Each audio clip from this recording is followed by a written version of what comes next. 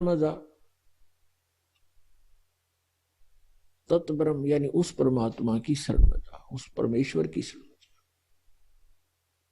गीता ज्ञान दाता अध्याय नंबर 7 के श्लोक नंबर 29 में कहता है कि मैं जो ज्ञान दे रहा हूं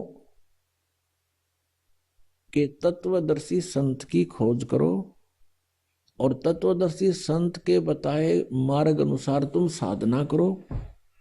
उसके पश्चात मेरे इस ज्ञान का जो आश्रय कर लेता है, इसको शिरोधार्य करके तत्वदर्शी संत की खोज कर लेता है, और फिर वो व्यक्ति जो तत्ब्रह्म को जान लेते हैं और जो पूरे अध्यात्म ज्ञान से परिचित हो जाते हैं और जो सब कर्मों से परिचित हो जाते हैं, वे केवल जरा और मरण से छूटने का ही प्रयत्न करते हैं। जरामीन वृद्धावस्था का कष्ट और मरण मीन मृत्यु, वो केवल इस बुढ़ापे के दुख से और मृत्यु के दुख से छूटने का ही प्रयत्न करते हैं। वो तत्ब्रह्म को जानते हैं, पूरे आध्यात्मिक ज्ञान से परिचित है और वो सभी कर्मों से भी परिचित है। तो गीता ज्ञान दाता से अर्जुन ने प्रश्न किया, गीता अध्याय नंबर 8 के श्लोक नंबर 1 में, कि किम तत्ब्रह्म किम अध्यात्म किम कर्म च पुरुषोत्तम। वो तत्ब्रह्म कौन है, वो क्या है वो तत्ब्रह्म, और क्या ये अध्यात्म है, और ये सभी कर्मों की जानकारी मुझे दीजिए। गीता ज्ञान दाता ने 8वें अध्याय के 3 श्लोक में उत्तर दिया है कि वो परम अक्षर ब्रह्म है, वो तत्ब्रह्म। जैसा अभी आपने आदरणीय गरीबदास साहब जी की वाणी सुनी, भजन करो उस रब का जो दाता है कुल सब का। भजन करो उस रब का जो दाता है कुल सब का, जो सबका मालिक है, सबका दाता है,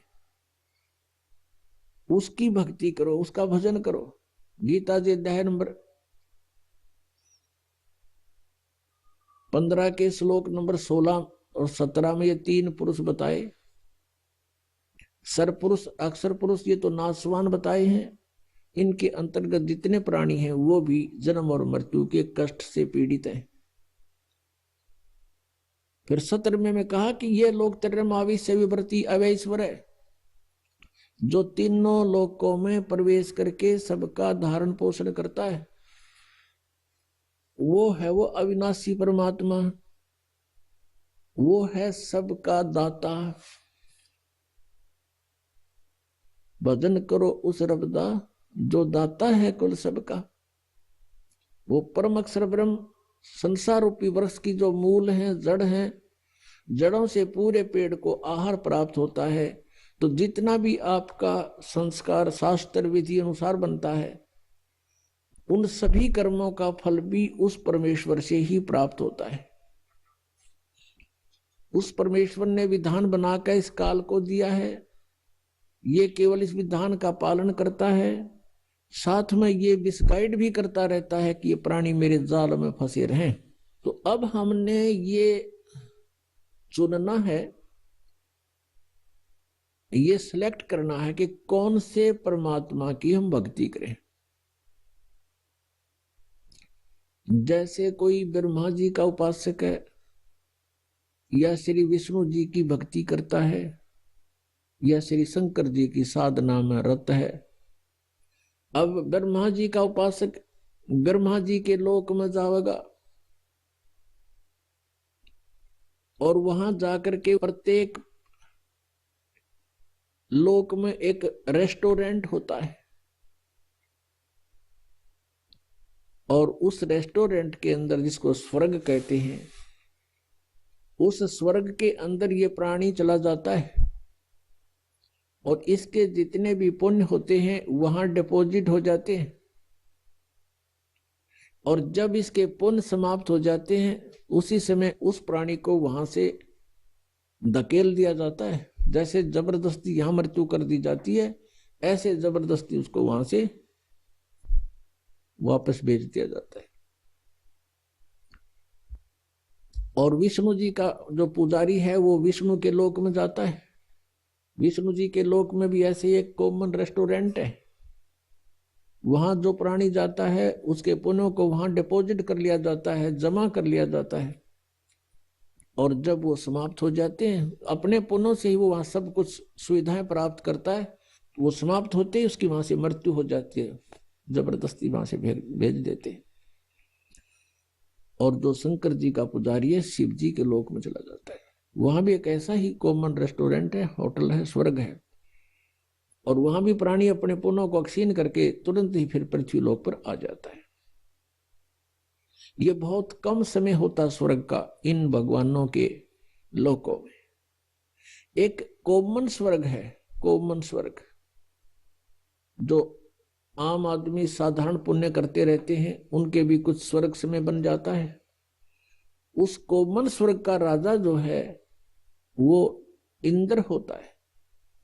और वहां भी प्राणी को अपने ही पुण्यों का भोग प्राप्त होता है।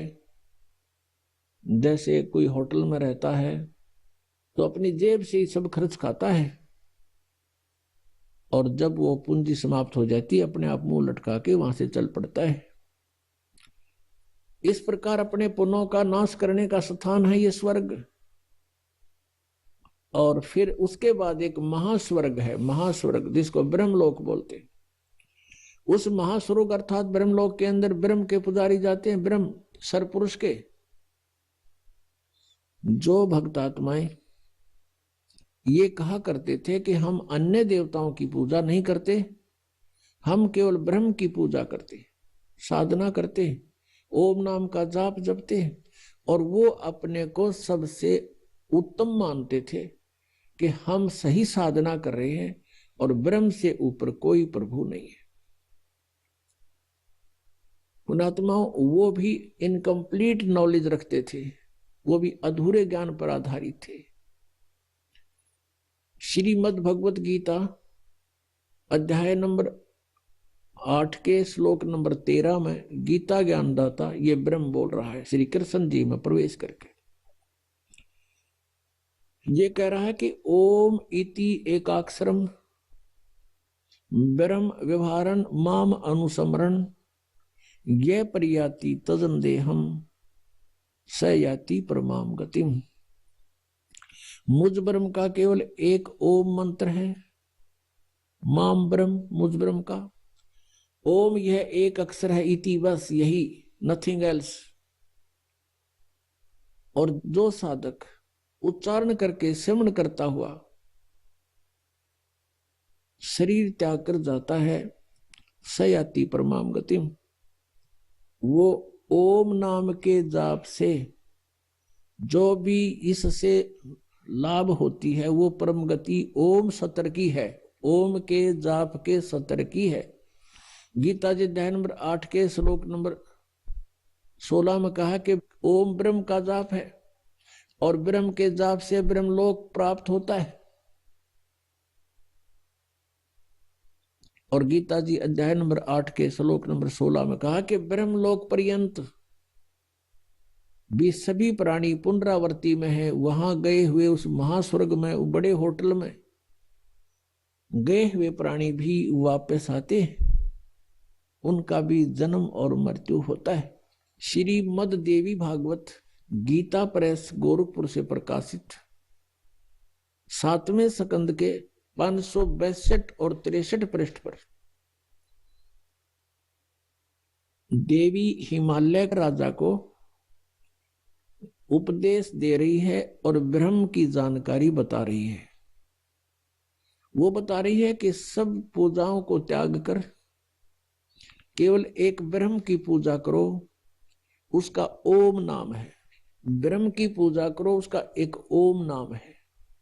उस ओम नाम का जाप करते हुए ब्रह्म प्राप्ति का टारगेट बनाकर जो साधक साधना करता है वो ब्रह्मलोक, ब्रह्म को प्राप्त होता है, वो ब्रह्मलोक में चला जाता है। वो ब्रह्म कहाँ रहता है? वो ब्रह्मलोक में रहता है। अब गीता ज्ञानदाता ब्रह्म है, ये गीता जी अध्याय नंबर 18 के श्लोक नंबर 62 में, गीता जी अध्याय नंबर 15 के श्लोक नंबर 4 में यह स्पष्ट कर रहा कि अर्जुन तू सर्वभाव से उस परमेश्वर की शरण में जा। कोई अन्य भगवान है गीता ज्ञानदाता से, उसकी कृपा से ही तू परम शांति को और सनातन परम धाम को प्राप्त होगा। और गीता जी अध्याय नंबर 15 के श्लोक नंबर 4 में कहा कि जब तत्वदर्शी संत मिल जावे उसके पश्चात परमेश्वर के उस परम पद की खोज करनी चाहिए जहां जाने के बाद साधक फिर लौटकर संसार में नहीं आते। और जिस परमेश्वर ने सब ब्रह्मांडों की रचना की है उसी की भक्ति करो, उसी की शरण में रहो, और की नहीं। गीता ज्ञानदाता अपनी सतिथि बता ही रहा है कि अर्जुन तेरे और मेरे बहुत जन्म हो चुके हैं, तू नहीं जानता मैं जानता हूं। इससे सिद्ध हो गया कि गीता ज्ञानदाता जो सरपुरुष है जिसको ब्रह्म भी कहते हैं, इस ब्रह्म के साधक भी जन्म और मृत्यु के ही जाल में, इस कर्म में फंसे रहते हैं।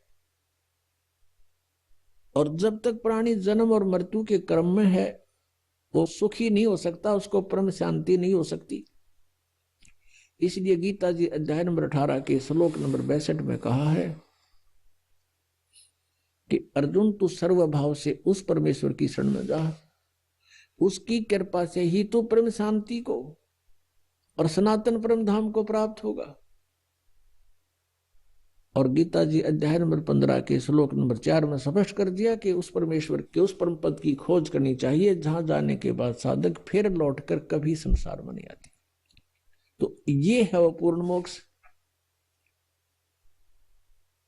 तो ये जो ब्रह्म तक की साधना करके अपने आप को ये समझते थे कि हम बहुत अच्छी उपलब्धि कर रहे हैं, ये भी जन्म और मृत्यु के इस चक्कर में पूर्ण रूप से फंसे हुए। और ये ब्रह्म काल है, ये काल के पुजारी थे। जितने भी ऋषि महर्षि हुए हैं ये सब ब्रह्म साधना करते थे। श्रीमद् भगवत गीता अध्याय नंबर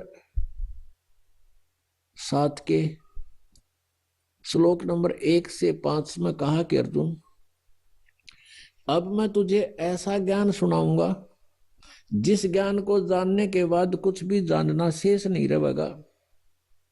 गीता जी अध्याय नंबर 6, 7, 8, 9 तक 10 तक ही स्पष्ट किया है कि दो प्रकृति हैं। एक तो ये दुर्गा है, यह तो चेतन प्रकृति है, और बाकी ये पांचों तत्व और ये सब अंतःकरण अहंकार मिलाकर ये 8 विभागों में जो बटी हुई ये मेरी जड़ प्रकृति है। और फिर ये कहा कि बुलवानों का बल, बुद्धिमानों की बुद्धि मैं ही हूं। अर्थात जब चाहे मैं जिसको ताकत दे दूं, जब चाहे किसी को बुद्धि दे दूं, जब चाहूं उसकी ताकत को वापस अक्षीण कर दूं, और जब चाहे उस बुद्धिमान की बुद्धि पर पर्दा डाल दूं। पुण्यात्माओं, जैसे अर्जुन को काल ने शक्ति दे दी जब उसने महाभारत का युद्ध करवाना था, क्योंकि श्री कृष्ण मना कर रहे थे, युद्ध से पहले भी मना करते थे कि युद्ध ना करो भाई, नाश हो जाएगा, तुम भी मारे जा सकते हो और कौरव भी मारे जा सकते हैं। और कौरवों को भी समझाया करते थे कि युद्ध अच्छा नहीं होता, कुल नाश हो जाएगा तुम्हारा, अपना भाई बंटवारा कर लो मिलजुल कर। नहीं हुआ तो अंत में प्रभु ने यहां तक कह दिया था, भगवान श्री कृष्ण जी ने, एक तरफ मेरी सेना होगी, एक तरफ मैं होऊंगा, और मैं हथियार भी नहीं उठाऊंगा। इससे सिद्ध है कि श्री कृष्ण जी युद्ध नहीं चाहते थे, कतई नहीं चाहते थे। जब बात बनी नहीं, युद्ध की तैयारी होगी, अर्जुन के सारथी बनकर श्री कृष्ण जी ने रथ ले जा करके अर्जुन के कहने से दोनों सेनाओं के मध्य में खड़ा कर दिया। अब अर्जुन ने देखा सामने भाई खड़े हैं, भतीजे खड़े हैं, भाइयों की बेटियों के पति खड़े हैं, तो उसके दिल के अंदर एक साधु भाव उत्पन्न हो गया कि इनको मारकर हम राज करेंगे, इससे अच्छा तो भीख मांग कर खा लेंगे, वो भी अच्छा होगा। ऐसे कहर को, ऐसे जुल्म को, ऐसे अनर्थ को मैं नहीं करूंगा। फाइनल फैसला लेकर और रथ के पिछले भाग में बैठ गया। अब काल ने देखा, जिसने यो नाश करवाना था इस ब्रह्म ने, कि बात बिगड़गी, उसी समय स्वयं आकर के श्री कृष्ण जी में प्रवेश कर गया और फिर युद्ध के लिए उसने वो हथकंडे अपनाए जो अर्जुन को तैयार करके छोड़ा। पहले तो ज्ञान समझाना शुरू किया, तू के लेकर आया था, आत्मा तो अमर है, तू क्यों डरता है, पहले भी बहुत बार जन्म लिए, आगे भी मरते रहेंगे, ये मत सोच अभी पैदा हुए हैं आगे नहीं होंगे, ये तो शरीर छोड़ जाता है प्राणी दूसरा ग्रहण कर लेता है। 100 बातें अटकल लगाई, लेकिन अर्जुन ने हाथ खड़े कर दिए, प्रभु मेरी समझ में बात ये आती नहीं, मैं युद्ध नहीं करूं। आखिर में उसने उसको भयंकर रूप दिखाया अपना वास्तविक, कि मैं काल हूं, खा जाऊंगा। अब जिसको देखकर अर्जुन जैसा योद्धा भी कांपण लग गया, तो क्या वो भगवान हो सकता है जिसको देखते कलजा पाटे? वो स्वयं कह रहा है कि मैं काल हूं 11वें अध्याय के 32वें श्लोक में, और सबको नाश करने के लिए आया हूं। तो नाश करने वाला प्रभु परमात्मा नहीं हो सकता, श्रेष्ठ आत्मा नहीं हो सकता। तो पुण्यात्माओं, ये श्री कृष्ण में प्रवेश करके ब्रह्म बोल गया और इसने ये महाभारत का युद्ध करवा दिया, नाश करवा दिया। तो जब उससे युद्ध करवाना था अर्जुन से, तब तो उसको पावर दे दी और खूब कूद कूद कर नाश करा, दुनिया मार डाली, वो पाप लिख दिए अर्जुन के बैड अकाउंट में।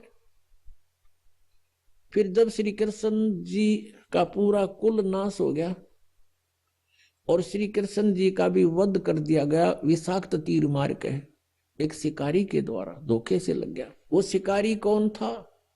वो शिकारी था बाली वाली आत्मा, जो त्रेता युग में विष्णु जी श्री राम रूप में आए हुए थे। उस समय सुग्रीव के भाई बाली को श्री राम रूप में विष्णु जी ने धोखे से मारा था, वृक्ष की ओट लेकर।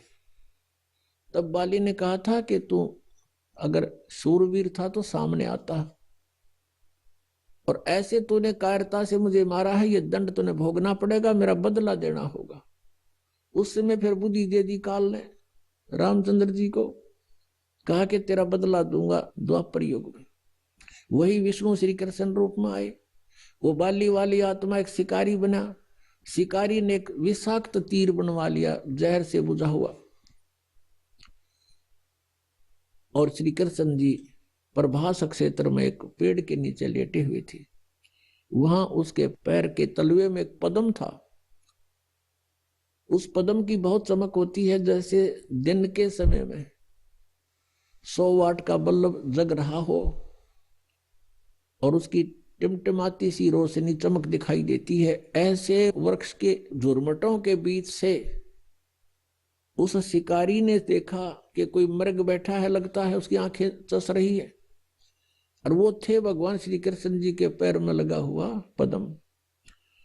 शिकारी ने आओ देखा ना ताव देखा, पत्तों के अंदर से निशाना साध दिया और उस तलवे पर ठोक दिया विषाक्त तीर, जिससे श्री कृष्ण जी का वध हुआ। उसके पश्चात 500 पांडव रिलेटिव थे, वो वहां पहुंचे, अर्जुन की ड्यूटी लगा दी। श्री कृष्ण ने मरते मरते कहा था कि अर्जुन तुम सभी यहाँ की औरतों को ले जाना, यहाँ कोई पुरुष बचा नहीं, आसपास के लोग इनकी बेइज्जती करेंगे, ये मेरी प्रार्थना है। तो अर्जुन सभी गोपियों को, सभी औरतों को लेकर के वहां चल पड़ा था, और वही धनुष उसके पास था जिससे उसने महाभारत का युद्ध जीता था। रास्ते के अंदर अर्जुन को भीलों ने घेर लिया, अर्जुन को पीटा और सारा धन लूट लिया, कुछ औरतों को भी साथ घसीट ले गए। अर्जुन खड़ा खड़ा देख रहा है और कांप रहा है, उसके हाथ से वो धनुष नहीं चल रहा है। अब जब वो सारा एपिसोड हो लिया, भील चले गए, तब अर्जुन कहता है कि ये कृष्ण हमारा दुश्मन था, रिलेटिव नहीं था, इसने हमारे साथ सदा धोखा किया। जब मैं युद्ध के मैदान में लड़ रहा था, मुझे इतनी शक्ति दे दी कि एक तीर से 20-20 मार देता था, और आज वही अर्जुन है, वही ये गांडीव धनुष है, आज ये मेरे से चल भी नहीं रहा। यहां परमात्मा कहते हैं कबीर परमेश्वर जी के मूल लखे नहीं मूर्खा, गिनते हैं क्यों डार। तुम इसकी जड़ को नहीं पहचान रहे, इसका ये मूल कौन है, जड़ कौन है इन कुकर्मों की। तो भगवान श्री कृष्ण छलिया नहीं थे, ये काल सब खेल करवा रहा है। ये कहता है बलवानों का बल, बुद्धिमानों की बुद्धि मेरे हाथ में है। जब चाहे बल प्रदान कर दूं, जब चाहे मैं छीन लूं। जिसमें श्री रामचंद्र जी वनवास में थे, सीता जी का अपहरण हो गया था, उनकी धर्मपत्नी का। वो लिपट लिपट कर पेड़ों से और वन के वन्य जानवरों से रो रहे थे, पूछ रहे थे मेरी सीता को देखा। ऊपर से भगवान शिव और पार्वती भी झांक रहे थे। भगवान शिव ने प्रणाम किया क्योंकि ये उनके बड़े भाई हैं। पार्वती ने देखा कि आप किसको प्रणाम कर रहे हो। भगवान शिव ने कहा कि नीचे भगवान विष्णु हैं राम रूप में, मैं उनको प्रणाम कर रहा हूं। पार्वती कहने लगी भगवान होकर रोए, मैं तो नहीं मानती ये विष्णु जी हो सकते हैं, मैं इसकी परीक्षा लूंगी। भगवान शिव ने कहा कि तू परीक्षा मत लेना और सीता रूप मत बनाना, मेरे काम की नहीं रहेगी तू। उस समय तो पार्वती जी ने कहा कि ठीक है, मैं नहीं परीक्षा लूंगी। जब भगवान शिव जी इधर उधर गए सैर सपट्टे को, पीछे से सीता रूप बनाया, श्री रामचंद्र जी के सामने खड़ी होगी। अब रामचंद्र जी ने उस समय पार्वती जी को पहचान लिया, क्योंकि काल ने उसकी बुद्धि ऑन कर दी और पहले ऑफ कर दी।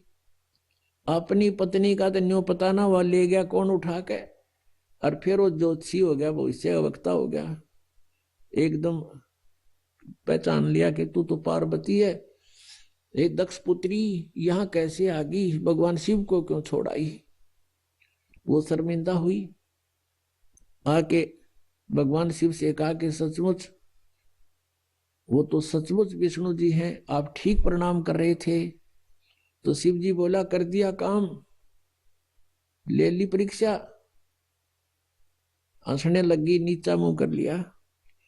तो उस दिन से उसने भगवान शिव ने कहा कि तू आज मेरे काम की नहीं रही, क्योंकि तूने मेरी मां का रूप बना लिया। बड़े भाई की पत्नी माता के तुल्य होती है, कि तूने मेरी मां का रूप बना लिया, मेरे काम की पत्नी रूप में नहीं रही। तो पुण्यात्मा युग काल के इसे बखेड़े हैं। अब उस पार्वती ने सोचा कि यो पक्का है जद का। अब यो मुंह तो बोला नहीं, बोलना बंद कर दिया। कई दिन तो रही उसके साथ, फिर वो बात ही नहीं कर रहा, मुंह फेर कर बैठ जाता है। पार्वती ने सोचा यो तो नरक हो गया, घर नहीं रहा। तो बेटी को फिर कुछ दिखाई नहीं देता, अपना पीहर दिखाई देता है मायका। उन्हें सोचा अपने मां के चलती हूं, कुछ दिन इसकी बुद्धि ठिकाना आ जाएगी। अब वो आ गई राजा दक्ष के घर पे, अपने पिता के घर पे। उधर से राजा दक्ष के घर पर एक यज्ञ चल रहा था, धार्मिक अनुष्ठान हो रहा था।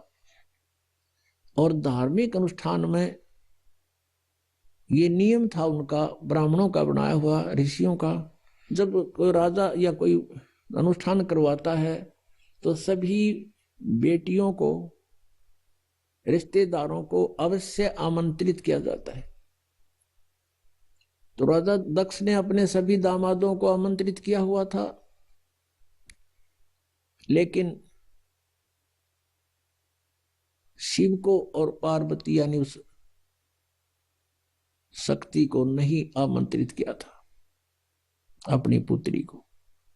कारण क्या था कि भगवान शिव के साथ उसने, गिरिजा ने अपनी मर्जी से विवाह किया था। राजा दक्ष इस विवाह के पक्ष में नहीं था। बहुत विरोध भी करने के बाद इस गिरजा ने भगवान शिव से विवाह करके चली गई थी। इससे अक्षुब्ध होने के कारण पार्वती को और शिव को नहीं बुलाया था। तो पार्वती ने घर पे देखा कि सभी बहन आई हुई हैं और उनके पति भी आए हुए हैं, उनका उचित आसन दे रखा है, सबका प्रतिदिन का भाग भी उनको समर्पित कर रखा है। जैसे पंडित आपने देखा होगा, ना पंडितों का सांग न्यारा होता है, जैसे विवाह कराते हैं, फेरे कराते हैं, कहेंगे करके दो सुबह सुबह दर दे 11 रुपये, फिर सुबह सुबह 21 वहां रख दे, 22 उसको दे दे, 5 उसके हाथ में दे दे, फलाने का तिलक कर दे, ये न्यू रखा करें। तो ऐसे ही वहां कर रखा था कि प्रतिदिन जितने भी वो दामाद आए हुए थे सबको जो हिस्सा होता था 500 रुपये इनको दे दो, वहां रखे जाते थे उनके सामने।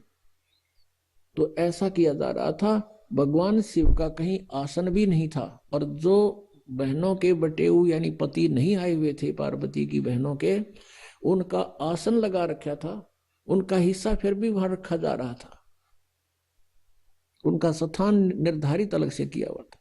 शिव का वो भी नहीं था। तो पार्वती अपनी मां के पास गई।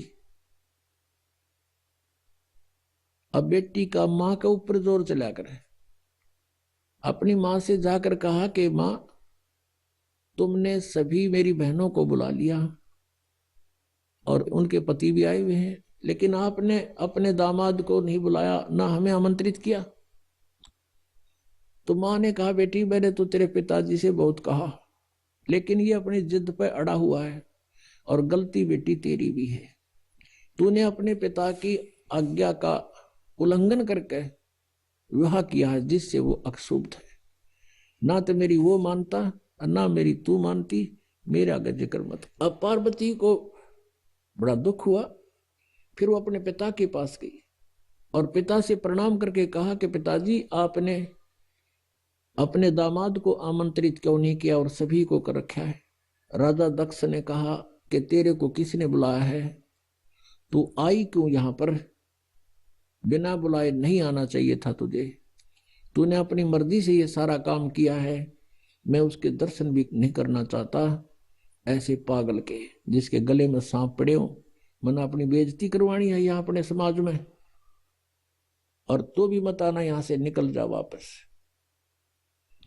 अब इस बात से वो बहुत दुखी होगी। कौन? वो पार्वती। उसने देख लिया कि ना शिव जी वहां मेरा ठिकाना रहा, यहां पिताजी ने धिक्कार दिया मुझे, तो अब और कोई विकल्प नहीं रहा। अब उसने गुस्सा आ गया कि मैं तेरे यज्ञ कराती हूं सफल, उस हवन कुंड में ये क्या करा करते ये ब्राह्मण लोग। ब्राह्मण का अर्थ कोई जाति विशेष नहीं, जो गुरु पद प्राप्त है उसको ब्राह्मण कहते हैं।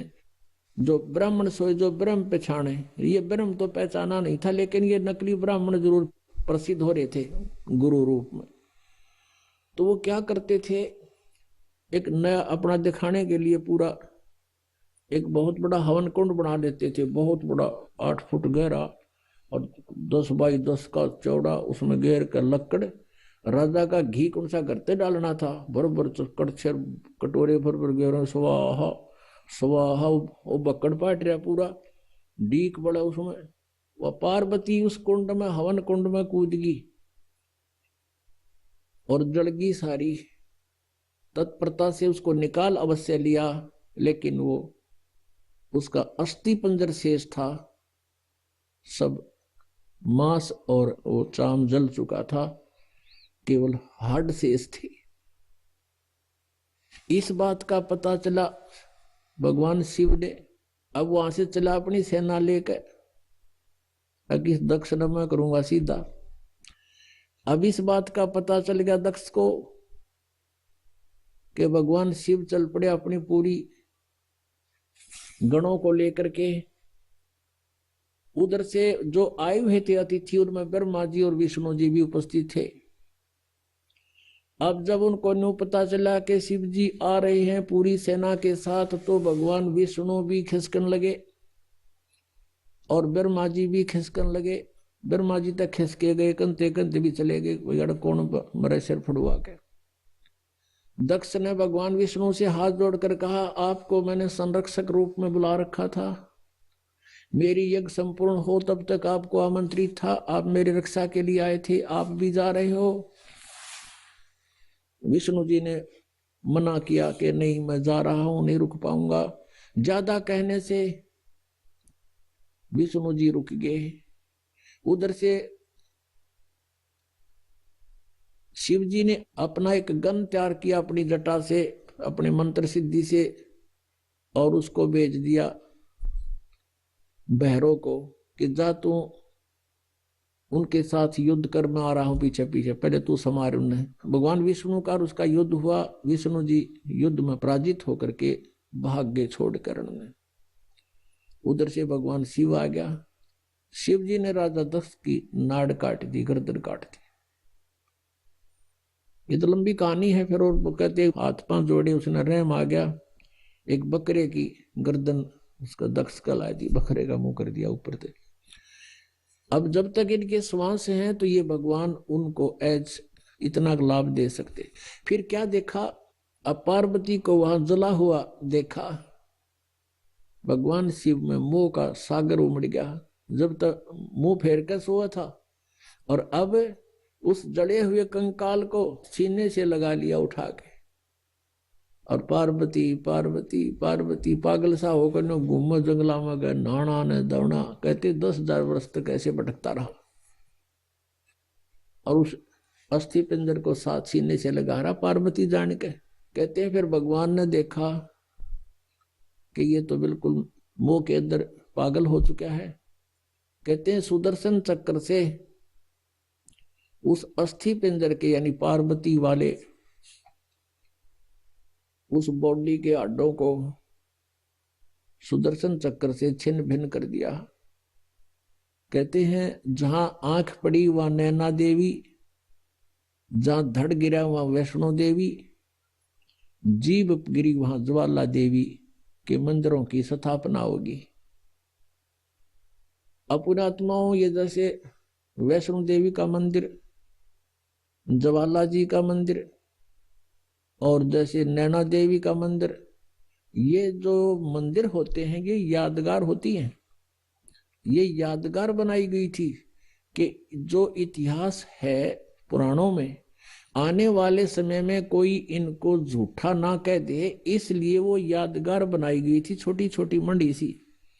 और वहां पर पुजारी बैठा दिए गए थे,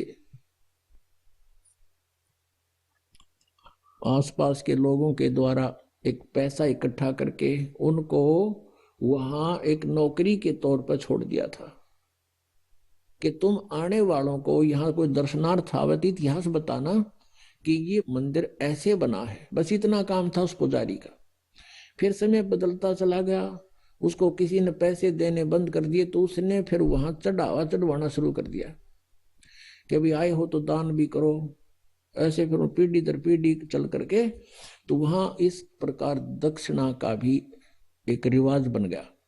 वास्तव में ये सिर्फ इतना ही काम है कि ये यहाँ ऐसी घटनाएं घटी थी जैसे। तो पुण्यात्माओं आगे चलते हैं, इसी कथा को पूरा करते हैं।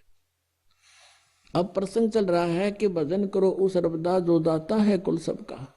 जैसे हम श्री ब्रह्मा जी, श्री विष्णु जी, श्री शिव जी की पूजाएं करते हैं, तो इन भगवानों की सतिथि इस ज्ञान से पता चलेगा।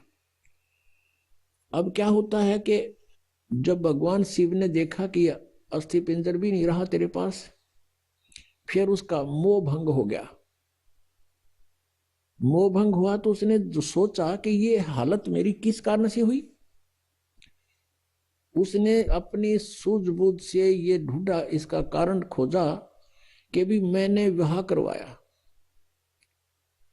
और पत्नी पर विश्वास किया, मेरी पत्नी ने मेरे से विश्वासघात किया, मेरे से पीछे से जाकर के एक पर पुरुष से इसने बात की और अन्य रूप धारण कर लिया। ये कुछ भी कर सकती थी, जिस कारण से वो अक्षुब्ध हो गया और उससे बात करनी बंद कर दी कि मैं तेरे ऊपर बहुत विश्वास करता था, तू भी विश्वासघातन निकली, तो मैं किस पे विश्वास करूं। इस निष्कर्ष से भगवान शिव ने सोचा कि मैंने विवाह करवाया तो पत्नी में मोह हुआ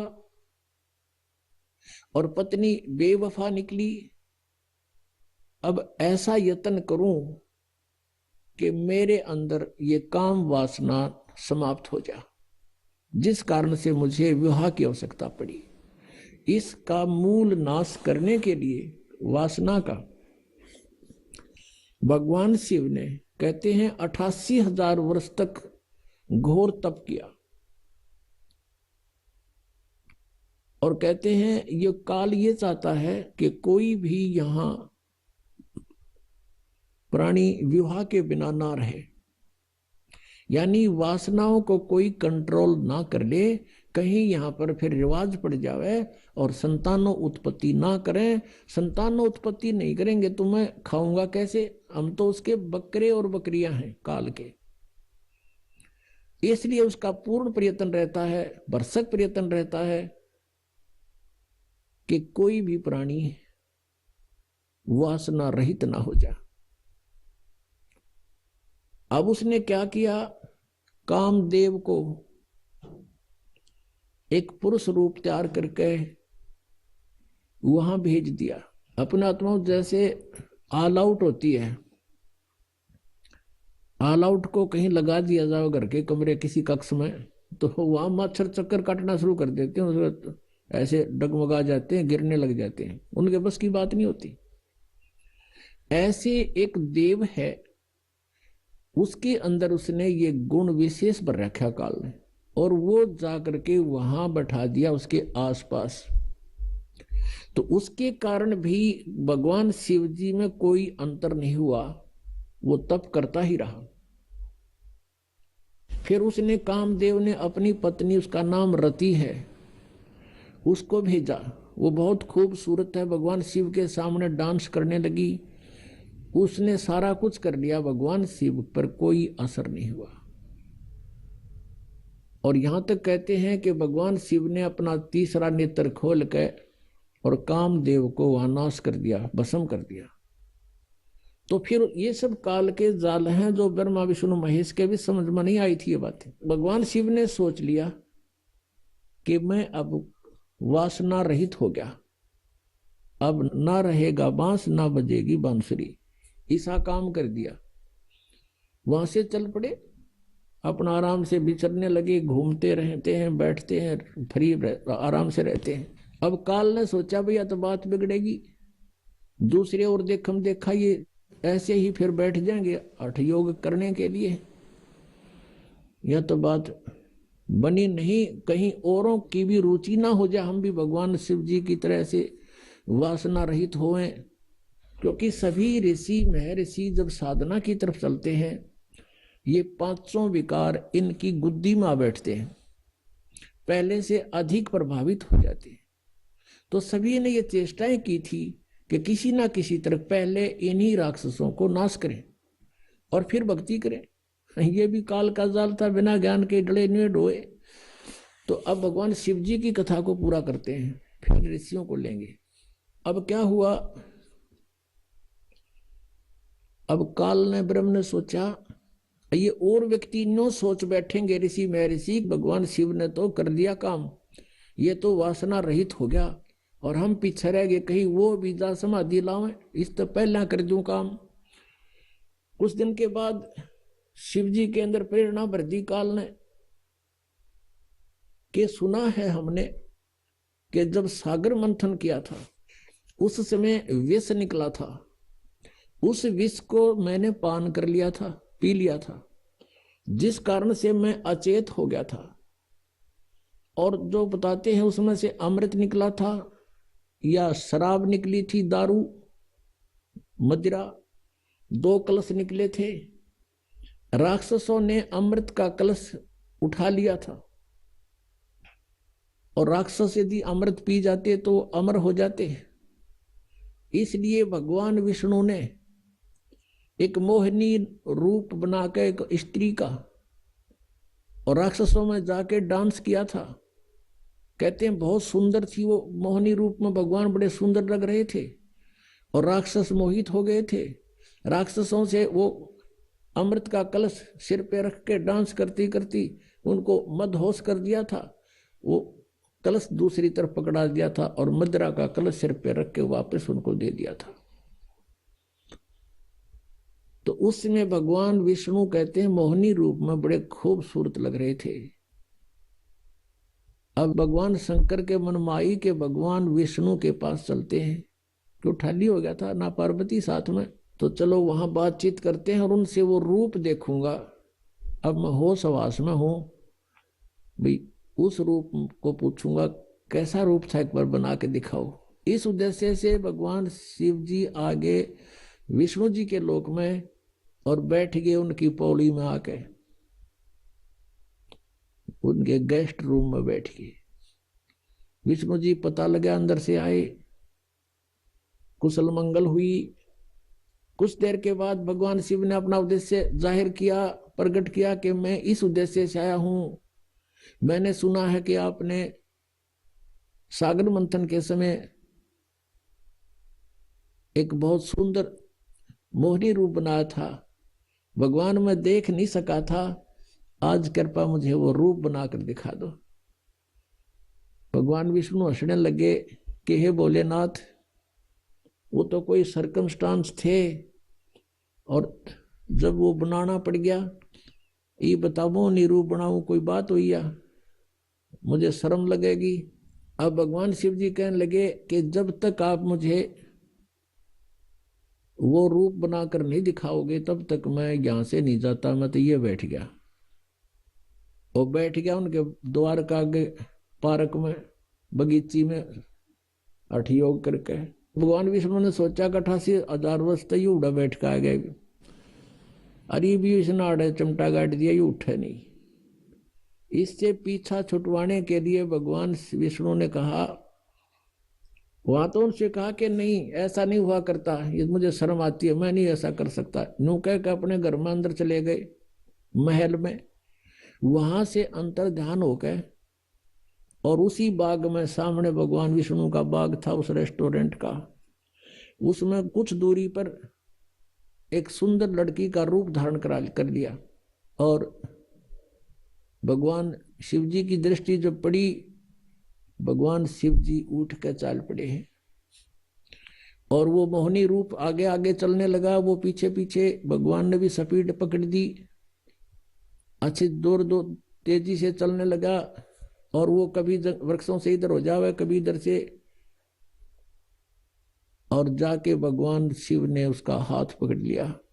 पहले भगवान शंकर पूछ रहे थे विष्णु जी से कि ईसा मोहनी रूप के हो गया, सारे बावले बना दिए वह राक्षस, उन होश ना रहे आग भी, तो उसने कलश भी बदल दिया, ऐसे कभी हो सकता है, न्यू कह रहे थे।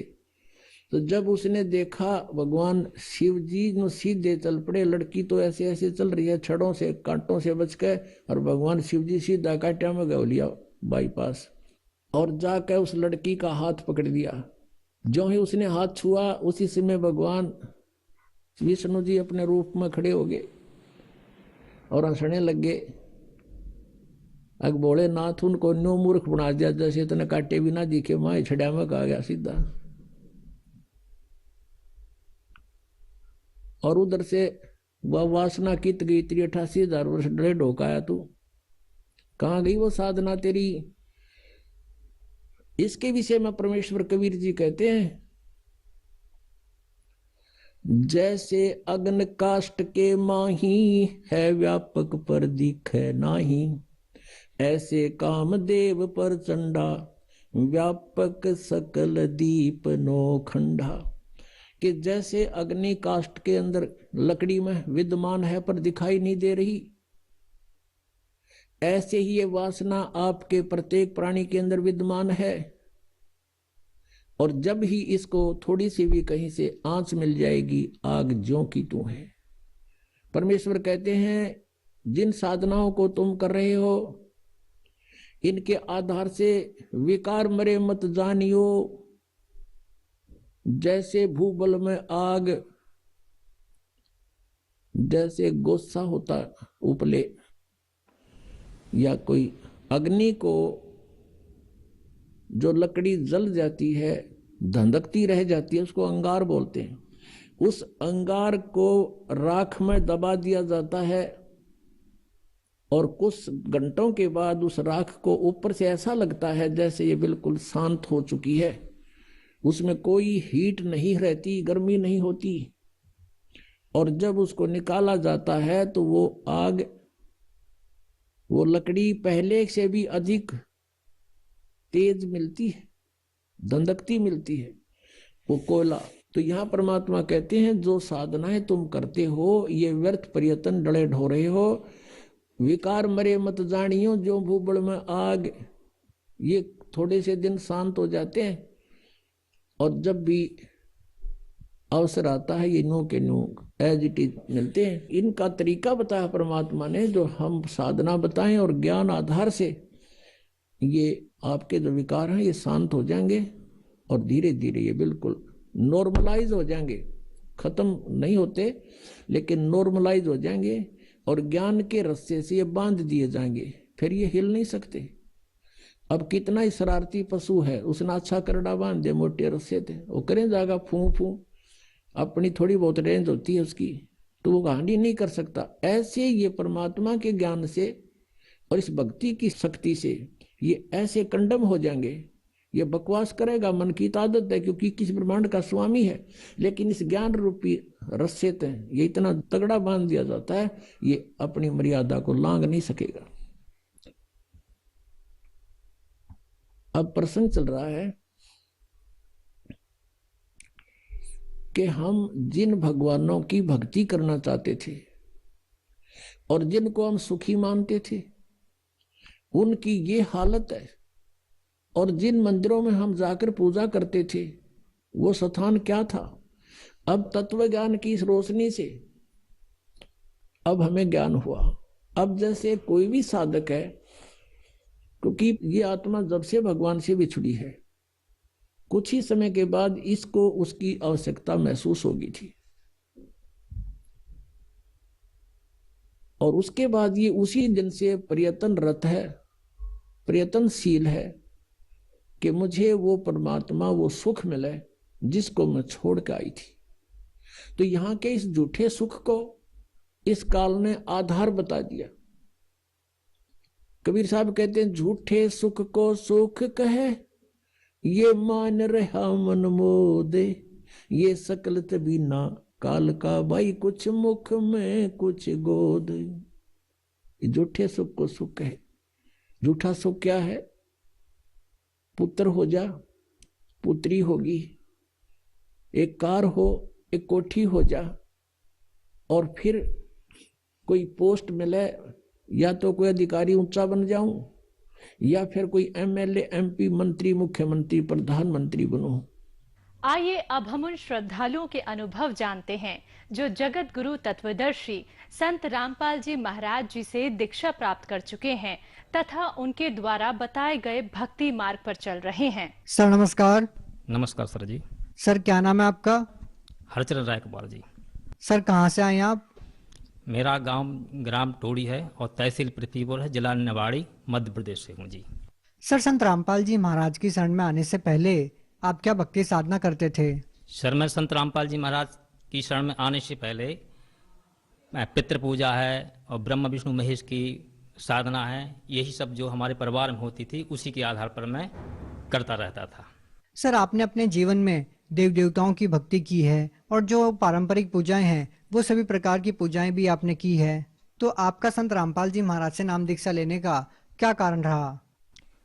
सर संत रामपाल जी महाराज की शरण में जाने की वजह मेरी यही थी कि मैं जो पहले जो साधना कर रहा था, बचपन से ही साधना कर रहा था, लेकिन मेरी जो घर की समस्या थी, मेरी शारीरिक समस्या थी, ये बिल्कुल दर बढ़ती जा रही थी इनकी। पहले मेरी समस्या ये थी कि मेरे जो 2003 से मेरे दोनों किडनियों में पथरी थी और मैंने सभी डॉक्टरों के पास दिखाया और मेरा वजन भी मतलब 35 किलो बचा था, मेरे जो शरीर भी बिल्कुल चलने लायक भी नहीं बचा था। इसके बाद जो सांसारिक पूजा पद्धति है वो सब करवा ली थी, लेकिन मुझे किसी प्रकार से लाभ नहीं मिल रहा था। इसके बाद जब मैंने एक दौर ऐसा हुआ कि मैं स्कूल में पढ़ाने जाया करता था प्राइवेट तौर पर, तो एक संत रामपाल जी महाराज जी के अनुयायी थे, उन्होंने मुझे एक पुस्तक दी, सचखंड का संदेश पुस्तक थी। मैंने उस पुस्तक को पढ़ा और उस पुस्तक में मुझे समझ आया कि जो संत रामपाल जी महाराज ने जो बताया है उसमें सारे धर्म ग्रंथों के अनुसार जो भक्ति है उसमें सब कुछ बिल्कुल प्रमाण सहित उसमें दिया था। तो मुझे ये कि यदि हम सभी सदग्रंथों के अनुसार जो पूर्ण परमात्मा की भक्ति करेंगे तो हमें आध्यात्मिक लाभ और शारीरिक लाभ उससे बिल्कुल एज मिलेंगे। जब मुझे उस मेरा मन माना और मैंने फिर उसको ज्ञान को और गहराई से समझा, वेद भी मंगाए, इस प्रकार से मैंने ज्ञान को समझा 6 महीने। ज्ञान 6 महीने समझने के बाद जब मुझे संतुष्टि प्राप्त हुई, इसके बाद मैंने निर्णय लिया कि मुझे संत रामपाल जी महाराज की शरण में जाना चाहिए और भक्ति करना चाहिए। सर, संत रामपाल जी महाराज से आपने पूरा ज्ञान समझ के नाम दीक्षा ली है। संत रामपाल जी महाराज के अनुयायी दावा करते हैं कि उनको नाम दीक्षा के बाद बड़े बड़े लाभ मिले हैं। तो क्या आपको भी अपने जीवन में इतने सारे बदलाव देखने को मिले? जी, मैं पहले जी अन्य धर्म गुरुओं के अनुसार जो साधना कर रहा था, मुझे उससे लाभ कोई मतलब नहीं मिल रहा था, क्योंकि मेरी जो समस्या थी वो बार बार बढ़ती ही जा रही थी। इसके बाद जो संत रामपाल जी महाराज का जो ज्ञान समझ के पुस्तक के माध्यम से मैंने दीक्षा ली, इसके बाद ये हुआ कि मैंने जैसे दीक्षा ली तो मुझे 8 दिन में ही मेरी जो किडनियों में समस्या थी कि मेरी किडनी में जो पथरी थी, 15 दिन में कभी कभी खून के टुकड़े भी आ जाते थे। मैंने कई डॉक्टरों को पास दिखाया था। जैसे मैंने संत रामपाल जी महाराज से नाम दान लिया, उसके बाद उनकी जो विधि पूजा पद्धति है मैंने उसको सही तरीके से किया, तो उसके बाद मेरी जो समस्या थी पथरी की वो ऑटोमेटिक कम होती गई। और उसके बाद पूर्णतः आज तक मैं पूर्णतः 6 साल में एक भी टैबलेट नहीं खाई। इसके बाद मैं स्वस्थ होता गया। और लाभ मेरे घर में ये था कि मैं जुआ खेलता था। मेरी समस्या ये थी, पर्सनैलिटी मेरी हैबिट इतनी खराब थी कि मैं जुआ खेलता था, दिन भर अपना समय बर्बाद करता था। इसके बाद जब संत रामपाल जी महाराज से दीक्षा ली, इसके बाद मेरी ये बुरी आदत बिल्कुल ऑटोमेटिक हमेशा के लिए आज तक के लिए बिल्कुल खत्म हो चुकी है। मेरे घर में एक और समस्या थी कि मेरी पत्नी थी, उनको एक बहुत बड़ी प्रेत की समस्या थी कि प्रेत उनके ऊपर आता था, उनको ऐसे जकड़ लेता था कि 3-3 घंटे तक बेहोशी हो जाती थी, लस्त पड़ जाती थी। पहले मैंने बहुत सियानों को दिखाया, लेकिन उससे ये लाभ हुआ इसके बाद नामदान संत रामपाल जी महाराज से नाम दीक्षा लेने के बाद, जैसे मैंने नामदान 2014 से लिया है, इसके बाद वो समस्या ऑटोमेटिकली खत्म हो चुकी है। एक बार क्या हुआ कि ये अपने मायके गई और वहाँ पर ये समस्या उनको बनी, क्योंकि वो जुड़ी नहीं थी, नाम नहीं लिया था, ये समस्या बनी। तो उनके जो वहाँ के सियाने थे उन्होंने कहा कि आप इसका निदान, जो बकरा मांगती है इसका निदान आप उस जो आपका घर में जो पति जुड़ा है उससे इसका निदान कराओ। तो उस आत्मा ने यही बोला था उसके माध्यम से कि भाई उनके घर में जो संत रामपाल जी महाराज के द्वारा बताई भक्ति साधना आ चुकी है, अब मैं उसके वजह से वहाँ पर पहुँच नहीं सकती हूँ और ना मैं वहाँ पर कोई हानि कर सकती हूँ। ये मुझे सबसे बड़ा लाभ हुआ। सर, भूत प्रेत की समस्याओं के लिए जो शाणे सपटे होते हैं, तांत्रिक होते हैं, वो बहुत सारी क्रियाएं बताते हैं। तो क्या संत रामपाल जी महाराज ने भी आपको ऐसी कोई क्रिया बताई, जैसे बकरे कटवाना या ताबीज बंधवाना या रात को 12 बजे किसी शमशान घाट पे जाना? क्या ऐसी कोई क्रिया भी संत रामपाल जी महाराज ने आपको बताई? जो संत रामपाल जी महाराज जो मंत्र, मोक्ष के मंत्र बताते हैं, शास्त्र के अनुकूल जो मंत्र बताते हैं, इनमें इतनी बड़ी शक्ति है कि ये भूत प्रीत या शारीरिक समस्या तो कुछ भी नहीं है, ना के बराबर है। और इस मंत्र से संत रामपाल जी महाराज ने ये प्रूव किया है कि आप यहाँ पर भी सुख पाओगे और यहाँ के बाद शरीर त्यागने के बाद आप ऐसे लोक में, अमर लोक में चले जाओगे कि यहाँ इन मंत्रों को प्राप्त करके आप जन्म मरण का मोक्ष, जो जन्म मरण की समस्या है वो आपकी सारी समस्या हमेशा के लिए खत्म हो जाएगी और जिससे कि आप हर प्रकार से संतुष्टि प्राप्त कर सकते हैं। सर, क्या संत रामपाल जी महाराज से नाम दीक्षा लेने के बाद आपको कोई और भी लाभ मिले? जी, संत रामपाल जी महाराज से नाम लेने के उपरांत मुझे सबसे पहले ये था कि जो मानसिक टेंशन रहती थी हमेशा की, आर्थिक समस्या रहती थी, घर में परिवार में जो सदस्यों में बैलेंस नहीं रहता था रहने में, वो हमारे जब से मैंने संत रामपाल जी महाराज का ज्ञान सुना, समझा और जो उनकी पूजा पद्धति की है, जब से मुझे हर प्रकार से जो सारे गलत व्यसन थे मेरे सारे छूट गए हैं। आर्थिक जो तंगी थी वो सारी खत्म हो चुकी है और घर में सभी सदस्य सुखपूर्वक रह रहे हैं। किसी प्रकार की मानसिक मुझे कोई समस्या नहीं है आज तक और बढ़िया मेरा परिवार सुखमय जिंदगी यहाँ पर बढ़िया तरीके से जी रहा है। एक बार क्या हुआ कि मेरे आपसी में विवाद चल रहा था मेरा, और एक बार मेरी पत्नी ने 50 ग्राम जहर खा लिया। इसके बाद मैं पास का जो मेरा स्वास्थ्य केंद्र है मैं वहाँ पर ले गया। डॉक्टर ने, वहाँ पर मैं पहुँचा तो डॉक्टर ने इसको तुरंत मना कर दिया और झांसी के लिए इसको रेफर कर दिया कि ये किसी प्रकार से बचेगी नहीं।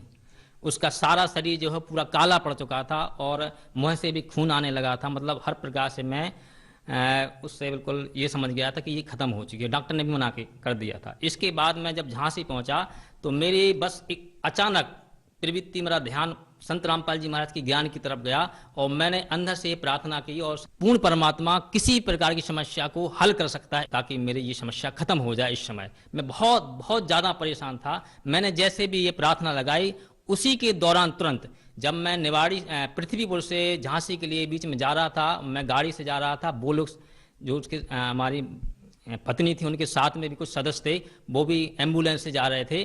तो इसके बीच में जब मैं गाड़ी से पहले टू व्हीलर से पहुंच गया, जब मैंने बीच में फ़ोन लगाया तो उन्होंने बताया कि आपकी पत्नी बिल्कुल उठ के बैठ गई है। बोले आप कहाँ ले जाओ? खून मुँह से आ रहा था। इसके बाद मैं फिर भी मैं झांसी ले गया। झांसी भी उन्होंने यही बताया कि किसी इसके शरीर में पूरे में रोम रोम में जहर भर चुका है, जी किसी में इसकी कोई गारंटी नहीं कि ये बचेगी, माने बच ही नहीं सकती है। लेकिन संत रामपाल जी महाराज से जब मैंने ऐसी प्रार्थना लगाई, उसी समय वो ठीक हो गई और आज जाकर के मेरा हर प्रकार से घर खुशहाल है। आज भी वो हर प्रकार से स्वस्थ है और मेरे परिवार हर प्रकार से अच्छा चल रहा है।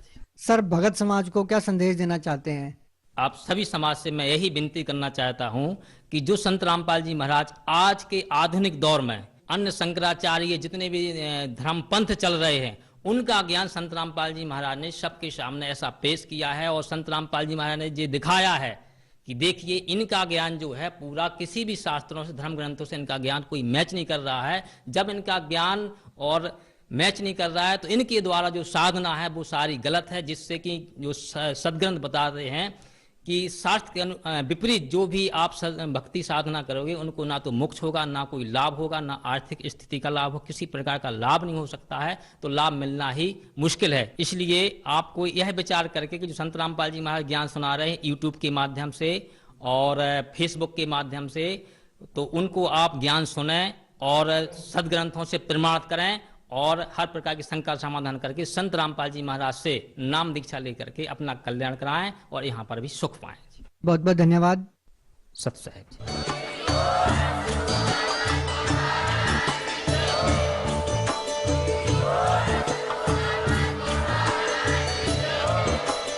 आप सुन रहे थे जगत गुरु तत्वदर्शी संत रामपाल जी महाराज जी के मंगल प्रवचन। अधिक जानकारी के लिए विजिट कीजिए हमारी वेबसाइट www.jagatgururampalji.org। संत रामपाल जी महाराज जी के शुभ आशीर्वाद से पूरे विश्व भर में 500 से भी ज्यादा नाम दीक्षा केंद्र हैं, जिन पर संत रामपाल जी महाराज जी द्वारा ऑनलाइन निशुल्क नाम दीक्षा दी जा रही है। अपने नजदीकी नाम दीक्षा केंद्र का पता करने के लिए संपर्क करें 8222880541।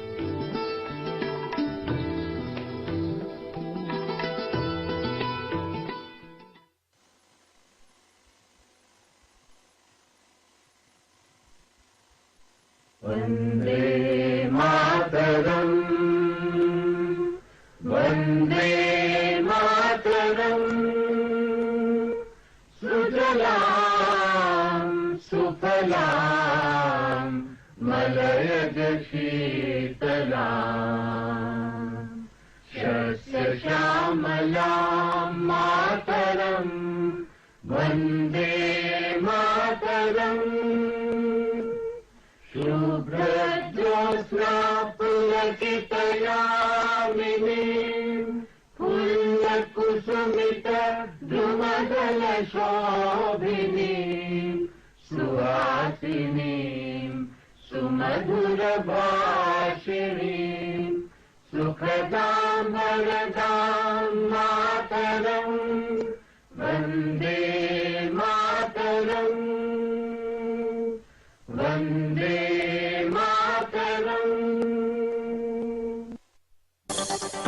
हेडलाइंस के प्रायोजक हैं रूप मंत्रा आयुर्वेदिक फेस वॉश। ये कोई कॉस्मेटिक नहीं, आयुर्वेदिक औषधि है। उत्तराखंड सामाजिक संगठन की तरफ से कार्यक्रम आवाज सुनो पहाड़ों की कार्यक्रम में शामिल हुए सीएम धामी। सीएम धामी बोले, कार्यक्रम के माध्यम से उभरते कलाकारों को मिलेगी पहचान।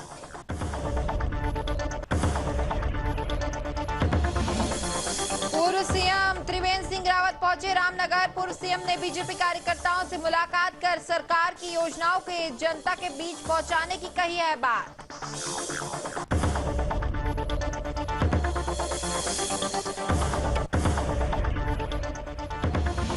केदारनाथ धाम में बदला मौसम का मिजाज। केदारनाथ धाम में हुई बर्फबारी होने से तापमान में आई गिरावट।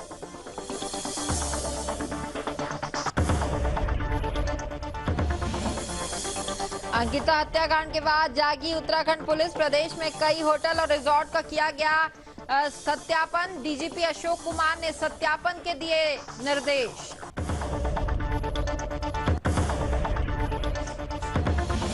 और धर्मनगरी हरिद्वार में डेंगू और मलेरिया का बढ़ रहा है प्रकोप। डेंगू और मलेरिया को लेकर स्वास्थ्य विभाग ने लोगों को किया अलर्ट। स्वास्थ्य विभाग ने सावधानी बरतने की दी है सलाह।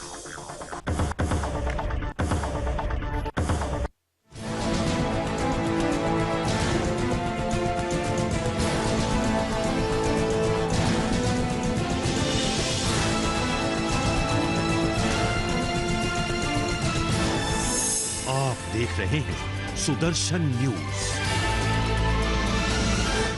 नमस्कार, सुदर्शन न्यूज देख रहे हैं आप और मैं हूं आपके साथ स्मारिका ठाकरे। सीएम योगी आदित्यनाथ क्या कुछ कह रहे हैं, आइए आपको सुनवाते हैं। चंदौली से इन जनपदों से जब कृषि उत्पाद एक्सपोर्ट होने लग जाए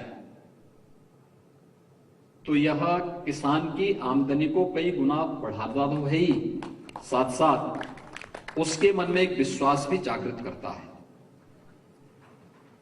उत्तर प्रदेश के बारे में कहा जाता था कि उत्तर प्रदेश एक लैंडलॉक्ड स्टेट है और हम लोग खासतौर पर इस बात को लेकर के हमेशा, क्योंकि जब भी हम अपने किसानों को इस बारे में कहते थे कि आप अपने उत्पाद को यहां से अच्छी क्वालिटी का उत्पाद प्रोडक्ट दीजिए, उसको यहां से एक्सपोर्ट करेंगे, लेकिन वो पिटता था वहां पर जब उसकी कॉस्ट ज्यादा आती थी तो हमसे मांग होती थी एक्सपोर्ट सब्सिडी हमें दीजिए, या तो हम एक्सपोर्ट सब्सिडी देकर के पोर्ट तक पहुंचाने का उसका खर्चा स्वयं सरकार वहन करे, और अन्यथा हम कोई ऐसी फैसिलिटी उसको दें जिससे वह उस कंपटीशन में कहीं ठहर सके जो किसी इंटरनेशनल मार्केट में वह अपने आप को स्थापित कर सके। इसमें वो पिछड़ता था। लेकिन हम आभारी हैं आदरणीय प्रधानमंत्री जी के कि देश का पहला inland waterway Varanasi to Haldia के बीच में उन्होंने प्रारंभ किया है, और आज उसकी यहां वाराणसी में हम लोगों ने 15 जेटी जो यहां से यात्रियों को ले जाने और उस परिवहन की सुविधा को तेजी के साथ आगे बढ़ाने में मदद करेंगे, कुछ का लोकार्पण किया है, कुछ का हम लोगों ने शिलान्यास का कार्यक्रम संपन्न किया है। कोरोना कालखंड में हम लोग उत्तर प्रदेश से, कोरोना कालखंड में आपने देखा होगा कि बहुत सारी गतिविधियां एक प्रकार से बाधित हो गई थी, लेकिन एग्रीकल्चर का एकमात्र सेक्टर ऐसा था जिसमें ग्रोथ आया था, और उस समय हम लोगों ने यहां से बहुत सारी सब्जियां और बहुत सारे फ्रूट्स यहां से एक्सपोर्ट किए थे, और उसमें भी इनलैंड वाटरवे का हम लोगों ने सहयोग लिया था। यहां से आम भी बाहर गए थे, अमरूद गए थे, ड्रैगन फ्रूट का भी उत्पादन हमारे यहां के उत्तर प्रदेश के कुछ किसानों ने प्रारंभ किया था। ये सभी सुविधाएं प्राप्त होने का आज परिणाम हम सबके सामने है, और मेरा मानना है कि अगर पहले ऐसा नहीं कि जल परिवहन की सुविधा पहले लोग न लेते रहे हों।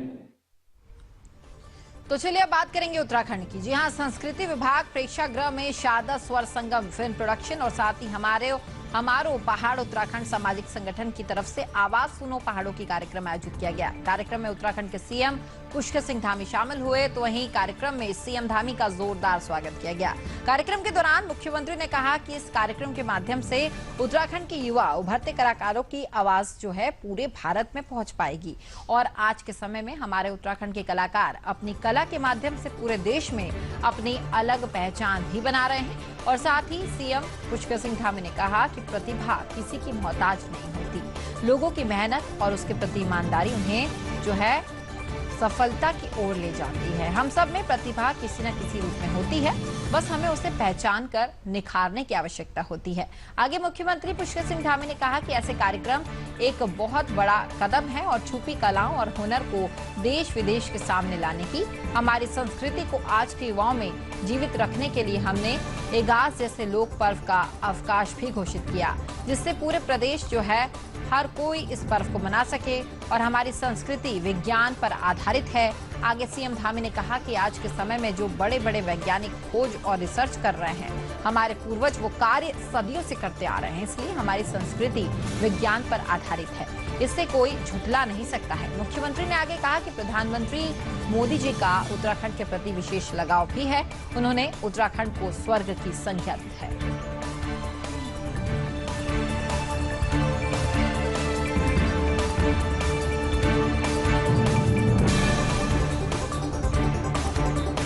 तो वहीं प्रदेश के पूर्व मुख्यमंत्री त्रिवेंद्र सिंह रावत रामनगर पहुंचे, जहां स्थानीय लोगों के साथ बीजेपी कार्यकर्ताओं ने उनका जोरदार स्वागत किया। इस दौरान मुख्यमंत्री त्रिवेंद्र सिंह रावत ने विधायक दीवान सिंह बिष्ट कार्यालय पर बीजेपी कार्यकर्ताओं से मुलाकात भी की और इस दौरान पूर्व सीएम ने बीजेपी कार्यकर्ताओं को संबोधित करते हुए कहा कि सरकार की योजनाओं को जनता के बीच पहुंचाने की बात उन्होंने कही।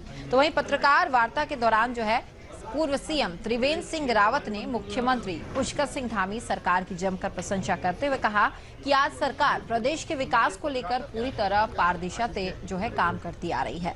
तो वहीं उन्होंने दिल्ली में हुई उत्तराखंड की बेटी किरण की हत्या के मामले में सुप्रीम कोर्ट द्वारा दिए गए फैसले पर बोलते हुए कहा कि वो न्यायालय के निर्देश के खिलाफ नहीं है, लेकिन न्यायालय ने जो निर्णय सुना है उसको लेकर वो आहत है।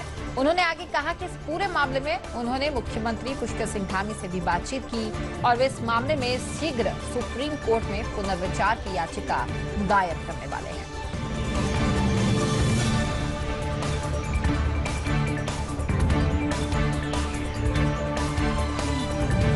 राजधानी घोषित नहीं है, लेकिन राजधानी में जो काम होते हैं वो सारे काम सुचारू रूप से संचालित हो रहे हैं। वो देहरादून से संचालित हो रहे हैं। काम में कहीं कोई बाधा नहीं है। ये सवाल जरूर है आपका और सवाल जायज भी है, इसका भी निवारण होना चाहिए, इस बात से मैं सहमत हूँ। अब देखिए, मुझे लगता है कि ये जो विपक्षी लोग हैं वो इस तरह के आरोप लगा रहे हैं। धामी जी की सरकार बहुत तेजी से विकास कर रही है, धमाधम चौके छक्के लग रहे हैं और इसलिए उनका ध्यान केवल और केवल विकास। तो वहीं भगवान केदारनाथ के कपाट बंद होने के बाद धाम में पहली बार बर्फबारी अब शुरू हो गई है। धाम में बर्फबारी शुरू होते ही निचले क्षेत्रों में शीतलहर चलना प्रारंभ हो चुकी है। केदारनाथ धाम में बर्फबारी से तापमान में निरंतर गिरावट भी दर्ज की गई। बर्फबारी होने से जो है पुनः निर्माण के कार्य प्रभावित होते हुए नजर आ रहे हैं। धाम में वर्तमान समय में पुनर्निर्माण के कार्य प्रगति पर है और बर्फबारी हो जाने से हेलीपैड पर पड़ी बर्फ को मशीनों के द्वारा निकाला जा रहा है। आपको बताएं कि केदारनाथ धाम में सुरक्षा की दृष्टि से पुलिसकर्मी पहले ही तैनात कर दिए गए हैं और साथ ही कार्यदायी संस्थानों के मजदूर धाम में हो रहे बर्फबारी को हटाकर जो है काम कर रहे हैं। तस्वीरें हम आपको दिखा रहे हैं किस तरीके से केदारनाथ धाम में आप देखिए कि बर्फबारी जो है वो शुरू हो चुकी है और अब तमाम पुलिसकर्मी भी यहाँ लगा दिए गए हैं, क्योंकि आपको याद होगा कि केदारनाथ धाम में हेलीपैड की जो सुविधा है वो शुरू कर दी गई है और जिस तरीके से बर्फबारी बढ़ती है तो हेलीपैड की सुविधाओं में भी जो है कहीं ना कहीं परेशानियां आती है, इसलिए वहां पर जो बर्फ हटाने का काम है वो भी अब शुरू कर दिया गया है। पुनर्निर्माण कार्य इससे प्रभावित होते हुए नजर आ रहे हैं बर्फबारी के कारण, इसलिए जो तमाम व्यवस्था है बर्फ हटाने की वो की जा रही है। आप देख सकते हैं किस तरीके से बर्फ हटाने का काम भी लगातार किया जा रहा है और तमाम जो जवान हैं वो इस दौरान तैनात कर दिए गए हैं, क्योंकि केदारनाथ धाम जो है अपने आप में बेहद खास है। प्रधानमंत्री मोदी की अगर बात करें तो उनका ये पसंदीदा इलाका है और जो श्रद्धालु हैं भारी संख्या में इस बार केदारनाथ धाम जो है दर्शन करने के लिए पहुंचे थे और अब केदारनाथ धाम के कपाट तो बंद हो गए, लेकिन आप केदारनाथ धाम का वो नज़ारा टीवी स्क्रीन के जरिए देख सकते हैं। जो लोग केदारनाथ धाम अभी नहीं जा सकते, हम आपको वो तस्वीरें भी लगातार दिखा रहे हैं।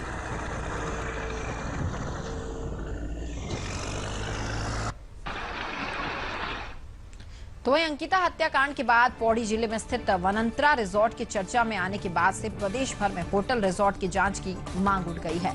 इसके बाद डीजीपी अशोक कुमार ने सभी जिलों के पुलिस को उनके यहां मौजूद सभी होटल रिजॉर्ट और होम स्टे का सत्यापन करके कार्रवाई करने के निर्देश दिए हैं। तो वहीं अंकिता हत्याकांड के बाद प्रदेश भर में होटल रिजॉर्ट और होम स्टे के सत्यापन अभियान के दौरान पुलिस ने कई होटल रिजॉर्ट और होम स्टे का सत्यापन किया है। इस दौरान अनियमितताएं पाए जाने पर पुलिस एक्टिव और साथ ही आबकारी एक्ट में कार्रवाई की गई है। इसके अलावा 23 होटल होम स्टे और रिजॉर्ट को सील भी कर दिया गया है। आपको बताया कि अंकिता हत्याकांड के बाद से पौड़ी जिले में स्थित वनंतरा रिजॉर्ट के चर्चा में आने के बाद से प्रदेश भर के होटल रिजॉर्ट की जांच की मांग की जा रही थी। इसके बाद डीजीपी अशोक कुमार ने सभी जिलों के पुलिस को उनके यहां मौजूद सभी होटल रिजॉर्ट और होम स्टे का सत्यापन कर कार्रवाई करने के निर्देश दिए थे, जिसके बाद उत्तराखंड पुलिस हरकत में आई और उत्तराखंड पुलिस हर क्षेत्र में बने होटल रिजॉर्ट और होम स्टे का सत्यापन कर रही है। साथ ही इस दौरान अनियमितताएं पाए जाने पर जो है सख्त कार्रवाई भी यहां उत्तराखंड पुलिस के द्वारा की जा रही है।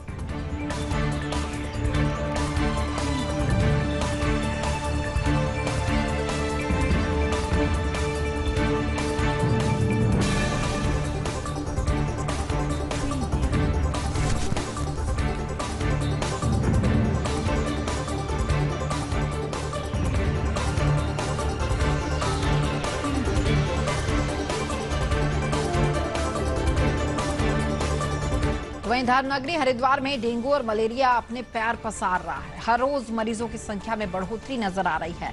शहरी क्षेत्रों की अगर बात करें तो शहरी क्षेत्र के साथ साथ ग्रामीण क्षेत्रों में भी डेंगू और मलेरिया ने अपना प्रकोप दिखाना शुरू कर दिया है। इसको देखते हुए हरिद्वार स्वास्थ्य विभाग द्वारा इसकी रोकथाम के लिए आवश्यक कार्य किए जा रहे हैं और साथ ही स्वास्थ्य विभाग जो है लोगों से अपील कर रहा है कि डेंगू और मलेरिया को बढ़ने से रोकने के लिए लोगों को सावधानी बरतनी चाहिए, जिससे कि यह बीमारी से बचा जा सके।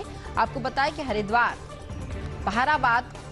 भादराबाद और साथ ही सामुदायिक स्वास्थ्य केंद्र नगर स्वास्थ्य अधिकारी हेमंत आर्य ने बढ़ते डेंगू के प्रकोप को देखते हुए आमजन से अपील करते हुए हिदायत दी है कि अपने आसपास के क्षेत्र को साफ सुथरा रखें और किसी भी स्थान पर पानी जमा न होने दें। नगर स्वास्थ्य अधिकारी का यह कहना है कि क्षेत्र में डेंगू और मलेरिया जैसी बीमारियों ने अपने पैर पसारने शुरू कर दिए हैं। लोगों में संक्रमण के काफी जो केसेस है वो भी देखने को मिल रहे हैं और डेंगू और मलेरिया जैसे मच्छर दिन के समय काटते हैं, जिससे बचने के लिए हमें खुद और अपने बच्चों को पूरी तरह से जो है फुल बाजू के कपड़े पहनाने चाहिए। और साथ ही उन्होंने ये भी कहा कि अपने आसपास के क्षेत्र में कहीं पर भी पानी जमा होने ना दे। तो वहीं आंगनबाड़ी और साथ ही आशाओं के द्वारा लोगों को जागरूक करने का काम भी किया जा रहा है ताकि डेंगू और मलेरिया जैसी बीमारी से बचा जा सके। प्रदेश में जो है डेंगू मरीजों की संख्या लगातार बढ़ रही है। इसको देखते हुए तमाम दिशा निर्देश भी अब स्वास्थ्य विभाग के द्वारा दिए जा रहे हैं।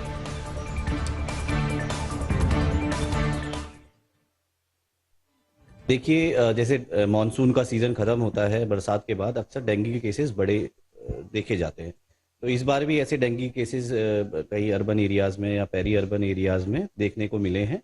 तो इस संबंध में स्वास्थ्य विभाग की तरफ से लगातार लोगों को जागरूक किया जा रहा है।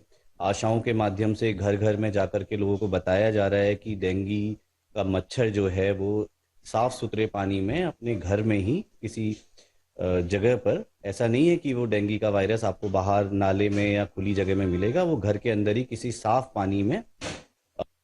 तो वहीं पहाड़ों पर ही नहीं बल्कि देश के कई राज्यों में पहले से लव जिहाद, लैंड जिहाद जैसी अनेकों मामले सामने आते रहे, लेकिन एक ऐसा मामला देवभूमि से प्रकाश में आया जिसे सुनकर आप हैरान हो सकते हैं। जी हाँ, देवभूमि उत्तराखंड में लव जिहाद, लैंड जिहाद की घटनाएं लगातार और देखने और सुनने को मिलती है, लेकिन अब एक और जिहाद, नशा जिहाद जो है उत्तराखंड में पनप रहा है। नशे के माध्यम से युवा पीढ़ी की बर्बादी हो रही है। देखिए हमारी इस खास रिपोर्ट में।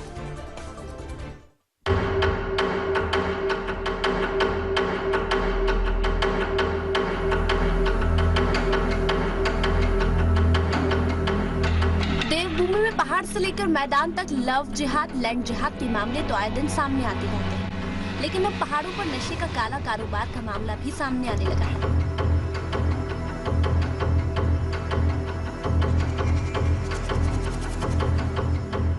पुलिस पुलिस क्षेत्र अधिकारी ओम प्रकाश शर्मा के दिशा निर्देशन में पुलिस टीम ने चेकिंग के दौरान जिहादी शानी आलम को गिरफ्तार किया। बता दें कि पकड़े गए जिहादी लंबे समय से नशे का कालाबाजारी करता था। बताया जा रहा है कि जिहादी शानी आलम पिछले करीब 1 साल से नशीले इंजेक्शन की तस्करी कर युवाओं को नशे का लत्ती बनाकर उनका जीवन बर्बाद कर रहा था। पुलिस के अनुसार पूछताछ में आरोपी शानी आलम ने बताया कि उसके द्वारा यूपी उत्तराखंड के सीमावर्ती क्षेत्र पहेड़ी से नशीले इंजेक्शन की खरीद कर किच्छा क्षेत्र में अवैध रूप से नशे का कारोबार किया जाता है। पुलिस के अनुसार 300 रुपए प्रति इंजेक्शन की खरीद करने के बाद आरोपी द्वारा 500 रुपए प्रति इंजेक्शन के हिसाब से इंजेक्शन बेचकर युवा पीढ़ी को बर्बाद करने का काम भी किया जा रहा था। फिलहाल आरोपी को गिरफ्तार कर लिया गया है। वहीं मामले में आरोपी से पूछताछ जारी है। वहीं भी इस नशे को जड़ से खत्म करने के लिए संकल्प उत्तराखंड के मुख्यमंत्री पुष्कर सिंह धामी ने लिया। सीएम धामी ने दावा किया है कि 2025 तक उत्तराखंड पूरी तरह से नशा मुक्त होगा, जिसके लिए सीएम धामी ने पुलिस प्रशासन को आदेश भी दे दिए हैं। उत्तराखंड सरकार की तरफ से ये संकल्प लिया है कि हम 2025 तक उत्तराखंड को पूरी तरह से ड्रग्स मुक्त करेंगे, ड्रग्स फ्री उत्तराखंड करेंगे। उन्होंने नशे को लेकर हर क्षेत्र में पुलिस विशेष अभियान चलाने के आदेश दिए, जिसके तहत पुलिस प्रशासन की तरफ से हमेशा क्षेत्र में नशेड़ियों पर लगाम लगाने के लिए पुलिस की धरपकड़ कार्रवाई लगातार कर रही है और लगातार नशा तस्कर को पकड़ा जा रहा है।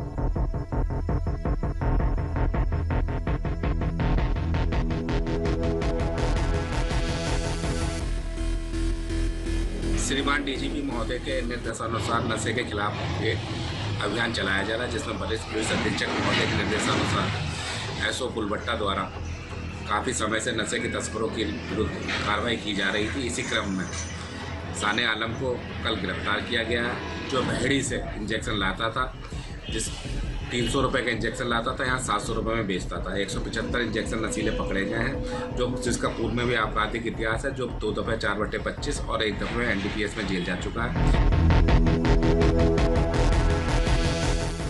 सुदर्शन न्यूज से प्रीति झा की रिपोर्ट।